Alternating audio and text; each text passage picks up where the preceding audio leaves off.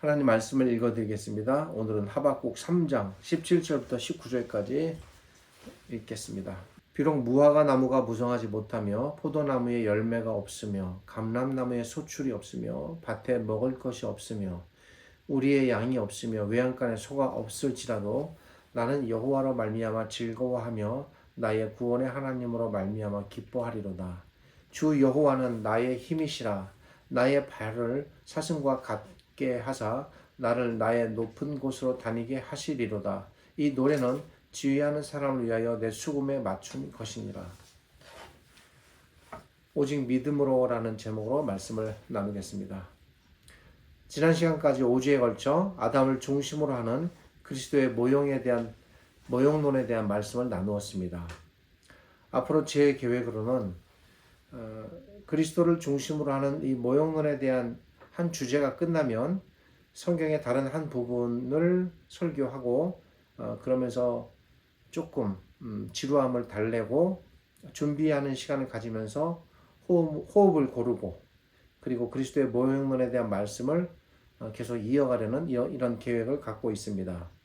이에 오늘은 하박국의 이 본문에 대한 말씀을 나누려고 합니다. 사람들이 다 그런 것은 아니지만 간혹 어떤 사람은 음식에 대해 편식하는 경우가 있습니다. 사람들이 음식에 대해 편식을 하듯 성경에 대해서도 편식하는 경향이 있습니다. 오늘 본문인 하박국 3장에서 사람들은 특별히 17절과 18절만을 별도로 생각하고 편식하려 합니다. 그런데 이 무화과 나무, 포도나무, 감람나무, 외양간의 소 이야기가 등장하는 17절과 18절은 앞에 기록된 1절부터 16절까지의 말씀에 이어지는 결론부에 해당합니다. 무슨 말씀인고 하니 이 부분의 의미를 보다 잘 이해하기 위해서는 앞의 내용에 대한 충분한 이해가 있어야 한다는 말씀입니다. 그렇게 해서 연결이 될 때 그래서 선지자가 이렇게 말했구나 라는 생각이 들게 됩니다. 오늘 본문은 그래서 16절부터 19절까지지만 이 부분을 알기 위해 앞의 내용을 함께 연결해서 생각해 보겠습니다. 오늘 설교 제목은 오직 믿음으로입니다. 한 선지자가 있었습니다. 대체로 이스라엘의 선지자들은 하나님의 가르침을 떠난 타락한 왕들의 시기에 참으로 힘들게 선지자의 역할을 감당하는 경우가 대부분이었습니다. 그러기에 그 선지자들의 인간적 고생이 이루 말할 수 없었습니다. 예레미야 선지자 같은 선지자는 평생을 사람들의 반대와 미움과 핍박 속에 고독하게 지냈습니다. 투옥되기도 했고 애굽으로 강제로 본의 아니게 끌려가기도 했습니다. 이사야 선지자 역시 고난 속에 선지자의 역할을 감당하다 기록에 의하면 톱으로 죽임을 당한 것으로 알려져 있습니다. 그러나 하박국 선지자는 그런 면에서는 조금은 다행이라 할 수 있습니다. 이 하박국 선지자는 요시야라는 자기 시대의 신실한 왕을 만났습니다. 이 선지자는 요시야 왕과 더불어 장차 이스라엘이 옛날의 영광을 되찾기를 희망하면서 개혁의 꿈을 키워 나갔습니다. 그런데 안타깝게도 갑작스럽게 요시야 왕이 죽음에 이르게 됩니다. 더불어 이 선지자의 개혁의 꿈도 물거품으로 돌아갔습니다. 우리 조선시대의 정조와 정약용과 같은 그런 관계가 아닌가라는 생각이 듭니다. 그 결과 유다는 기다렸다는 듯이 더욱 빠른 속도로 타락의 길로 내딛게 됩니다. 이제 유다는 하나님에 의한 심판을 면할 길이 없게 되었습니다. 아직 그 유다에 대한 하나님의 심판이 임한 것은 아닙니다. 이스라엘이 죄를 범하였기 때문에 하나님으로부터 심판을 받게 되는 상황에 놓이게 되는 겁니다. 심판을 받는 것은 당연하지만 이 선지자에게는 도무지 이해가 될 수 없는 한 가지 사실이 있었습니다. 그것은 왜 하나님께서는 하나님을 전혀 알지 못하는 이방 나라, 특별히 바벨론이라는 나라를 들어서 하나님의 택한 백성을 심판하실까? 비록 이스라엘이 죄를 범하였지만 결코 바벨론이 이스라엘을 심판할 정도의 나라는 아닌데 어떻게 하나님을 알지 못하는 악한 백성이 하나님의 백성을 심판할 수 있을까? 선지자는 이 문제를 해결하기 힘들었습니다. 이런 문제에서 벗어나지 못한 선지자는 해결점을 찾지 못하고 굉장히 우울한 상태에 빠지게 됩니다. 오늘 본문에는 포함되어 있지 않지만 하박국서 전체를 읽게 되면 선지자의 이런 깊은 고민과 고뇌가 엿보입니다. 이런 고민은 하박국서 시작부터 나타나기 시작합니다. 하박국 1장 13절은 이렇게 말합니다. 하나님이라는 용어는 생략되었지만 하나님 어찌하여 괴율한 자들을 방관하시며 악인이 자기보다 의로운 사람, 악인은 바벨론을 염두에 둔 것이고 의로운 사람은 이스라엘 백성을 염두한 표현입니다. 의로운 사람을 삼키되 잠잠하시나이까 그가 열국을 살육함이 옳으니까. 어떻습니까? 선지자의 이 고민과 절박한 심정이 느껴지십니까? 선지자의 이런 고민을 어찌 하나님께서 안 들으시겠습니까? 그래서 하나님께서 답변하십니다. 하나님께서는 악을 행하는 바벨론을 언젠가 반드시 심판하시겠다고 말씀하십니다. 하나님께서는 바벨론이 여러 민족들을 짓밟고 있으나 언젠가는 바벨론 역시 심판받을 것임을 말씀하십니다. 하나님의 답변을 들은 선지자는 이제 위로를 얻게 됩니다. 그렇구나. 비록 지금은 유다가 바벨론에 의해 멸망을 당하지만 언젠가 하나님께서는 우리를 건지시겠구나. 반드시 바벨론을 응징하시겠구나. 이에 선지자 하박국은 2장 4절에서 이렇게 깨닫게 됩니다. 보라 그의 마음은 교만하며 그의 속에서 정직하지 못하리니 그러나 의인은 그 믿음으로 말미암아 살리라. 이 말은 그러니 이스라엘 백성아 너희는 믿음을 잃지 말아라. 하박국서의 전체적인 논리가 이렇게 흘러갑니다. 비록 당장 일어나는 일은 아니지만 선지자는 장차 하나님께서 하나님의 백성을 위해 대신에 싸우실 것을 너무나도 분명히 깨닫게 됩니다. 그래서 이 하나님의 전쟁, 즉 하나님의 싸우심을 시로 표현하게 됩니다. 때로는 어떤 상황을 적절하게 잘 표현하기 위해서는 시만한 것이 없습니다. 왜냐하면 시는 압축적으로 표현할 수 있기 때문입니다. 시의 독특한 매력과 장점이 있습니다. 이 선지자는 시를 통해 하나님의 전쟁에 대한 내용을 표현합니다. 이런 면에서 오늘 본문은 비록 선지서에 포함되어 있지만 자신의 심정을 선지자가 시로 나타낸 시라고 볼 수 있습니다. 이 시는 한편의 전쟁 영화와 같은 그런 장면을 연출하고 있습니다.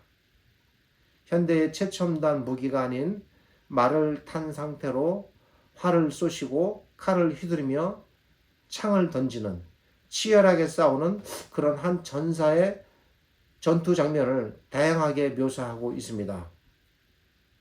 하박국 선지자는 이렇게 기도합니다. 여호와여 내가 주께 대한 소문을 듣고 놀랐습니다. 이 소문은 하나님의 전쟁에 관한 소문입니다. 하나님께서 얼마나 전쟁에 능하시며 자기 백성을 위해 얼마나 치열하게 싸우시는가에 대한 소문을 들었다는 것입니다. 비록 이스라엘이 자기들의 죄로 인해 하나님으로부터 심판을 받지만 하박국 선지자는 하나님께서 빠른 시일 내에 자기들을 용서하시고 악인들의 손에서 구해 주실 것을 알았습니다. 하박국 선지자는 바벨론이 아무리 강한 나라라고 할지라도 하나님께서 이 전쟁에 나가시면 단번에 바벨론을 쳐 없애실 것을 확신하게 됩니다. 이미 하나님께서는 이 장에서 하박국 선지자에게 장차 바벨론을 무너뜨려 주시겠다고 약속하셨습니다. 이 약속에 의지하여 하박국 선지자는 기도합니다. 하박국 선지자는 장차 하나님께서 어떤 모습으로 임하실 것을 시로 표현하게 됩니다. 이스라엘을 구원하시기 위해 임하시는 그 모습이 3장 3절부터 7절까지 나타납니다. 3장 3절부터 7절에 묘사된 하나님은 완전히 전사이십니다. 온몸을 철갑으로 두르시고 머리에 투구를 쓰시고 허리에는 칼을 차시고 등에는 활을 매신 전사, 자기 민족을 구하기 위해 그 전사이신 하나님께서 온몸을 온통 무기로 장착하시고 홀로 적진으로 뛰어드시는 그런 전사이신 하나님이십니다. 이런 하나님, 이런 구약에 나타난 이런 하나님을 주제로 성경신학자 월터 카이저가 전사이신 하나님이라는 책을 쓰기도 하셨습니다. 자기 백성이 위태롭다는 소식을 들은 하나님께서 지체하지 않으시고 출발하십니다. 3절에 기록된 대만과 바라는 이스라엘의 남단에 해당하는 에돔과 시내산 지역입니다. 시인이 여기서 대만과 바라를 등장시킨 이유가 무엇일까? 저는 곰곰이 생각해 보았습니다. 그것은 하나님께서 이스라엘의 최남단에 해당하는 가장 먼 곳에 계신다 할지라도 자기 백성이 위태롭다는 소식을 들으시면 지체하지 않으시고 먼 곳에서도 달려오시는 그런 하나님, 자기 백성을 구하심에 있어서 거리를 문제 삼으시지 않으시는 하나님임을 나타내 주는 것이 아닐까 생각합니다.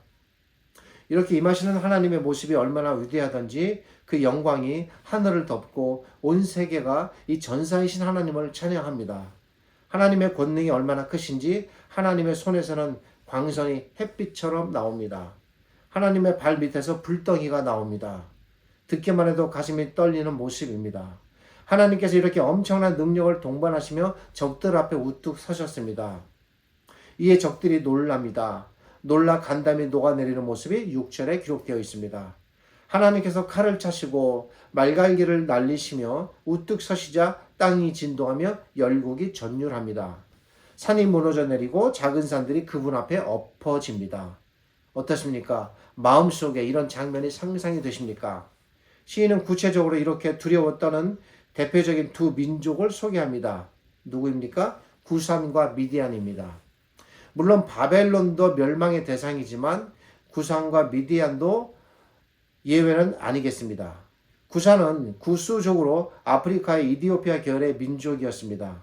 미디안은 광야에 거주하고 있는 민족이었습니다. 이 두 민족은 이스라엘과 서로 접경지역을 이루며 유목생활을 하는 민족이었는데 이스라엘의 가나안 정착 초기에 이스라엘을 많이 괴롭혔던 민족들이었습니다.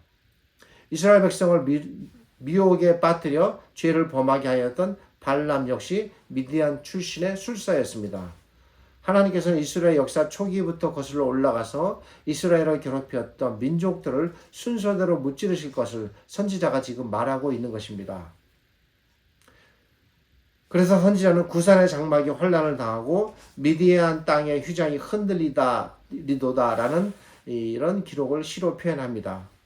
이제 본격적으로 하나님께서 적들을 무찌르십니다. 주 대상은 구산이나 미디안이 아닙니다. 하나님의 이 주된 적은 전 세계를 호령하고 지배했던 바벨론입니다. 그만큼 하나님의 전투도 치열하고 맹렬하게 펼쳐집니다. 하나님께서 적들을 무찌르시는 내용이 소개된 부분이 이제 8절부터 15절입니다. 멀리 남방에서 온몸을 무기로 장착하시고 말을 타고 단숨에 달려오신 하나님께서 드디어 가지고 계신 무기를 사용하십니다. 여호와의 전쟁이 시작되었습니다. 하나님께서 제일 먼저 활을 하나 뽑아 적진을 향해 날리십니다. 그리고 칼을 들어 땅을 쪼개십니다. 그러자 산들이 하나님을 보고 놀라 쓰러집니다. 또한 창을 들어 휘두르시니 해와 달이 달아납니다. 바다가 하나님께 항복을 합니다. 바벨론이 무서워 떠는 상황, 그 공포의 상황을 마치 이렇게 땅이 무너지고 해와 달이 달아나는 것으로 이런 시로 표현함이 참으로 놀랐습니다. 선지자는 하나님께서 싸우시는 모습이 얼마나 놀라운지 11절에서 이렇게 말합니다. 주의 나르는 살의 빛과 주의 번쩍이는 창의 광채로 인하여 해와 달이 그 처소에서 멈추었나이다. 이 말은 해와 달이 하나님께서 날리신 화살과 하나님께서 휘두르시는 창을 보고 놀라 그 자리에 멈추었다. 즉 바벨론의 멸망을 시로 표현하는 것입니다. 특별히 여기서 쪼개고 놀라고 멈추었다는 이런 표현들은 모두 바벨론을 염두에 둔 표현들입니다. 이제 하나님의 전쟁이 막바지에 접어듭니다. 하나님께서 드디어 이스라엘을 멸망시킨 바벨론을 짓밟으십니다. 바벨론의 기초를 다 뒤엎으십니다. 바벨론을 통째로 드러내십니다. 바벨론을 밑바닥부터 드러내어 지상에서 그 흔적조차 지우십니다. 이 장면을 목격한 시인이 이렇게 말합니다. 그들이 회오리 바람처럼 나를 죽이려고 가난한 자를 삼키려고 돌진해 오지만 하나님께서 그들의 모든 전사들을 다 창으로 찌르셨도다. 시인은 한때 적들이 쳐들어온다는 소식을 듣고 창자가 흔들리고 입술이 떨렸었습니다. 그 소식을 듣고 자신의 뼈가 썩으며 몸이 떨리는 것 같다라고 말할 정도로 무서웠습니다. 그러나 시인은 이제 더 이상 두려워하지 않게 됩니다. 마침내 두려움을 극복하게 됩니다. 하나님을 신뢰함으로 적에 대한 두려움에서 벗어나게 된 시인이 얻은 사실이 있습니다. 그것은 바로 믿음이라는 것입니다. 믿음이 시인 안에서 작동하게 되는 것입니다. 믿음은 두려움 가운데서 생성됩니다. 참 믿음은 공포 가운데서 그 가치가 나타납니다. 참된 믿음은 두려움과 공포 속에서, 고통 속에서 그 모습이 드러나게 됩니다. 두려움과 공포 속에서 마치 불 속에서 단련된 금이 탄생하듯 그렇게 탄생된 믿음은 그의 삶 전 영역으로 확대됩니다. 믿음이 시인의 삶 전체 영역 속에서 살아있는 생명체처럼 움직이고 작동됩니다. 이 믿음이 시인의 삶 구석구석을 파고들며 불신의 생각, 공포들을 몰아냅니다. 믿음이 시인의 생각과 영혼과 정신을 씻어내어 새롭게 탄생시킵니다. 믿음이라는 통로를 통해 여과되고 재탄생된 시인의 눈에는 이제 세상이, 바벨론이 다르게 보였습니다. 그가 지금까지 보았던 그 세상이 아니었습니다. 전에는 보이지 않던 저편 너머에 하나님 나라의 신령한 모습이 보였습니다. 이렇게 믿음의 눈으로 자신의 삶을 바라보게 된 시인이 드디어 고백하게 됩니다. 그것이 바로 오늘 읽은 이 본문입니다. 비록 무화과 나무가 무성치 못하며 포도나무에 열매가 없으며 감람나무에 소출이 없으며 밭에 식물이 없으며 우리의 양이 없으며 외양간에 소가 없을지라도 뭡니까? 한마디로 아무것도 없다는 것입니다. 아무것도 없다는 아무것도 가지지 못하는 이 상황을 모든 것이 하나하나 없음을 이렇게 표현하였습니다. 그럴지라도 나는 여호와를 인하여 즐거워하며 나의 구원의 하나님을 인하여 기뻐하리로다.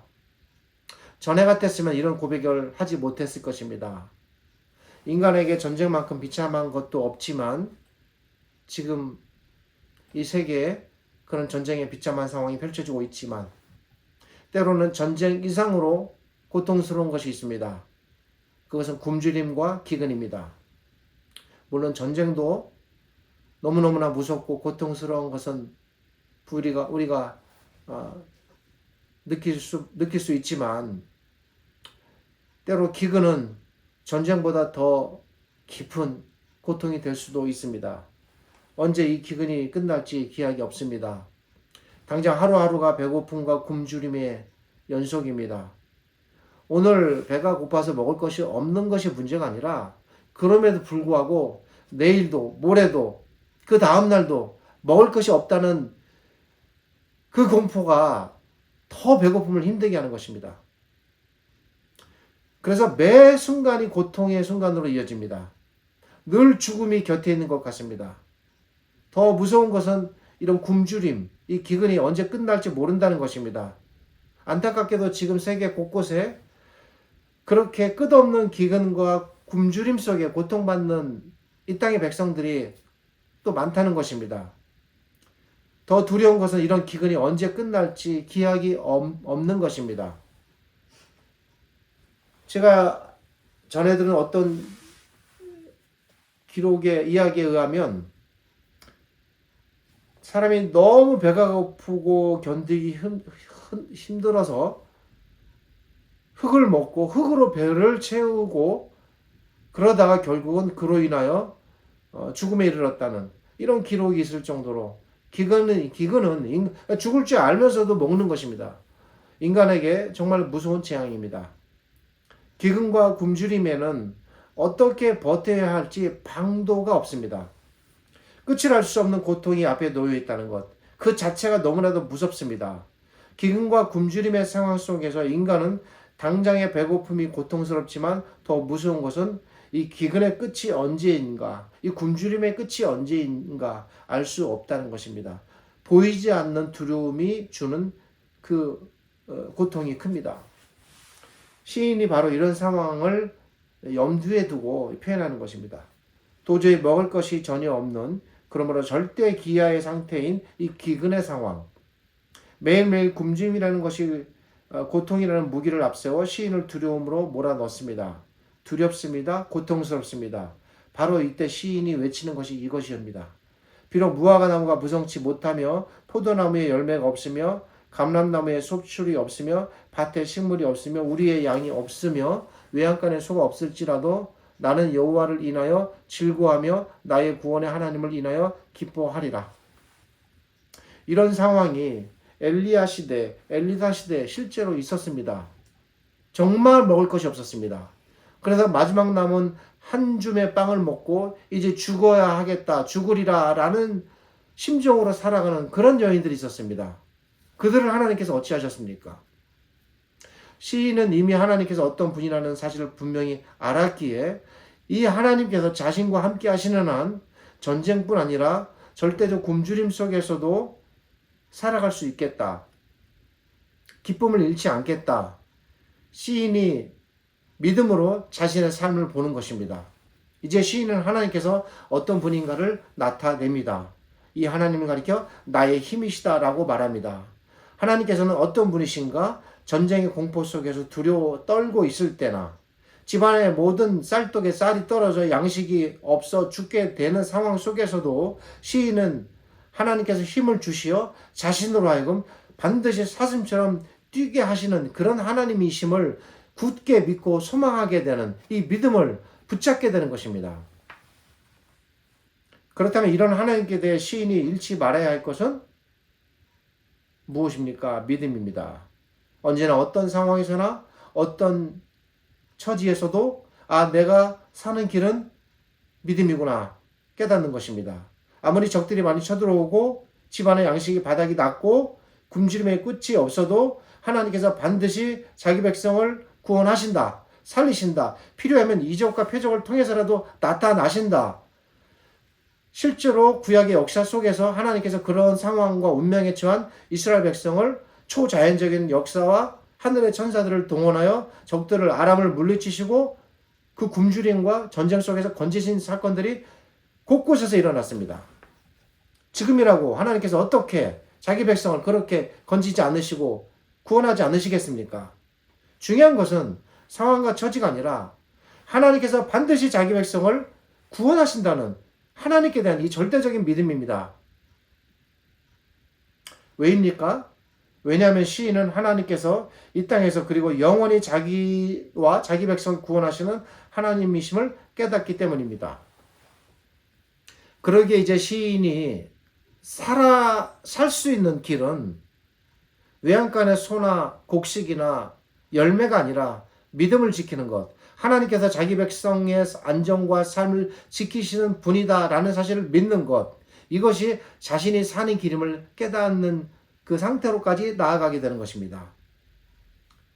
비유로 말씀드리면 쌀 항아리의 쌀이 나를 살리는 것이 아니라 곳간의 양식이 시인을 살리는 것이 아니라 은행 통장의 잔고가 나를 살리는 것이 아니라 오직 믿음이 나를 살린다는 이 믿음의 원리를 시인이 깨닫는 것입니다.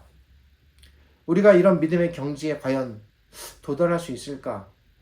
사실 잘 모르겠습니다. 내가 만약에 이런 상황에 처하게 되면 내가 정말 마음속에서 우러나는 이 믿음을 고백하고 이 믿음의 의지에서 물론 열심히 노력하여 자기 삶을 개척해 나가고 삶에 힘써야 하는 것은 사실이지만 그럼에도 불구하고 이런 상황이 연출될 때 과연 내가 믿음을 잃지 않고 견디어 갈 수 있을까? 잘 모르겠고 두렵습니다. 이렇게만 된다면 얼마나 좋겠습니까? 그것이 가능하기에 시인은 외치는 것이고 그런 경지에 도달하였고 도달하라고 말하는 것입니다. 오늘 본문 이전에 이미 사실은 시인이 깨달았습니다. 그래서 하박국 2장 4절에서 이렇게 외쳤습니다. 이것이 기반이 되어 사도 바울께서 이 말씀을 또 로마서에서 외치는 것입니다. 의인은 그 믿음으로 말미암아 살리라. 우리는 진정 무엇으로 살아야 하는 존재일까? 가족입니까? 아내입니까? 남편입니까? 자녀입니까?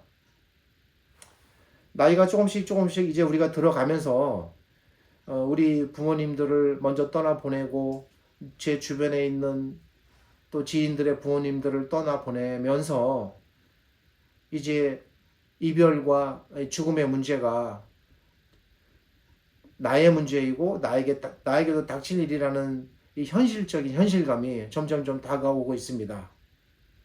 부인할 수 없습니다. 지금 나와 함께 살고 있는 남편, 지금 나와 함께 살고 있는 아내, 지금 나와 함께 살고 있는 자녀들이 영원하겠습니까? 지금 내게 있는 이 건강이 영원하겠습니까? 지금 내가 나의 삶을 지탱하는데 도움이 되는 이 한 줌의 물질이 영원하겠습니까? 그렇게 열심히 직장 생활하고 준비해서 우리 각자가 연금을 준비하였는데 그 연금이 영원하겠습니까? 우리에게 준비된 미래가 보장되고 그것이 확실합니까? 영원한 것입니까? 나에게 어떤 재난도 없고 나에게 어떤 불안도 없으며 나에게 두려움은 없습니까? 설령 이 모든 것이 다 준비되어 있다 할지라도 마음이 편안하시겠습니까? 사랑하는 여러분, 우리를 살리는 것은 과연 진정 무엇일까? 본질에 접근해야 합니다. 진정 우리는 무엇에 의하여 살아야 할까? 우리 신자는, 우리 하나님의 백성은 무엇에 의지해서 살아야 할까? 지금 나에게 있는 이 나의 주변의 것들이 내가 살아가는 본질일까? 아니라는 것입니다. 우리에게도 오직 의인은 믿음으로 살리라 라는 이 고백이 가능하겠습니까? 진정 믿음이 나를 살린다고 여러분 그렇게 생각하십니까? 비록 무화과 나무가 무성하지 못하며 포도나무에 열매가 없으며 감람나무에 소출이 없으며 밭에 먹을 것이 없으며 우리의 양이 없고 외양간에는 소도 없고 그래도 나는 여호와로 말미암아 즐거워하고 나의 구원의 하나님으로 말미암아 기뻐하겠다. 주 여호와 하나님만이 나의 힘이시다. 나의 발을 사슴과 같이 높게 하시고 나를 높은 곳에 다니게 하시겠다. 이 고백이 가능하겠습니까? 마음의 위안으로만 삼는 그런 고백으로 남진 않습니까? 돌이켜보면 제게 부족했던 것은 물질이 아니라 믿음이었음이 깨달아집니다. 제게 언제나 채울 것도 믿음이었습니다. 우리를 진정 살리는 것은 재물을 채우는 일이 아닌 믿음을 채우는 일입니다. 재물에 집중하지 말고 세상에 집중하지 말고 눈에 보이는 것에 집중하지 말고 눈에 보이지 않는 것, 저 하늘에 속한 것, 보이지 않는 거룩한 믿음에 집중하고 거기에 시선을 두어야 합니다. 우리 모두 거룩하고 신령한 믿음을 채우고 비워진 곳간에 그 믿음을 채워 하나님 나라의 곳간으로 가득하시기를 소망합니다. 잊으시면 안 됩니다. 우리가 사는 길은 하박국 선지자의 외침도 그랬고 사도 바울의 외침도 그랬고 우리 믿음의 모든 선조들이 다 그랬습니다. 그래서 재물과 집과 가족과 심지어 자기 목숨을 잃으면서까지도 그 믿음을 지키고자 그렇게 했던 것 아니겠습니까? 우리를 살리는 것은 언제나 오직 믿음입니다. 기도하겠습니다. 거룩하시고 참되신 아버지 하나님의 은혜를 감사드립니다. 지금은 하나님께서 우리에게 필요하셔서 건강과 가족과 필요한 여러 가지 삶의 도구들을 허락하셨지만 이런 것이 어찌 영원하겠습니까? 그리고 우리가 이것에 의지하여서 살 수 있겠습니까? 진정 우리를 살리는 것은 이 모든 것을 다 잃는다 할지라도 하나님 나의 목숨까지 잃는다 할지라도 내가 가진 모든 것을 잃는다 할지라도 욥이 그러하였듯 우리에게 진정 끝까지 남아야 할 것, 우리가 진정 잃지 말아야 할 것, 우리가 끝까지 붙잡고 나아가야 할 것은 우리의 하나님, 이 하나님께 대한 믿음과 신뢰가 아니겠습니까? 이 거룩하고도 고귀한 믿음의 이 가치를 잃지 않게 하여 주옵소서. 혼탁한 세상 속에서 오해하지 않게 하시고 마음이 위태롭게 되지 않게 하시고 오직 믿음을 지켜 숭고하게 믿음을 통한 우리 각자의 삶이 지탱되게 하여 주옵소서. 지금은 우리 주님 예수 그리스도의 은혜와 우리를 지극히 사랑하시는 아버지 하나님의 크신 사랑과 오늘 이 말씀으로 믿음의 소중함과 거룩함과 경건함을 깨닫게 하시는 성령 하나님의 함께 하심이 오직 믿음을 내 안에 채우고 세워 믿음을 통해서만 삶을 살아가려는 거룩한 신자들이 되기를 소망하는 저희 모두에게 하나님의 거룩하신 복과 믿음의 은혜가 가득하시기를 우리 주님 예수 그리스도의 이름으로 축복하며 기도드립니다. 아멘.